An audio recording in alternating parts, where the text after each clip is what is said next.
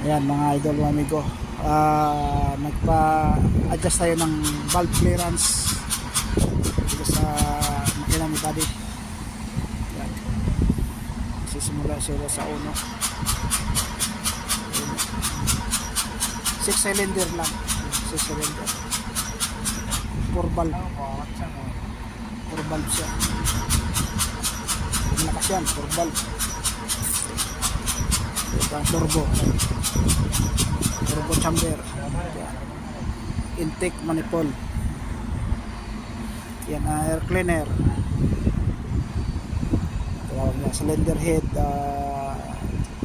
Yan, ito. Yan. Tayo sa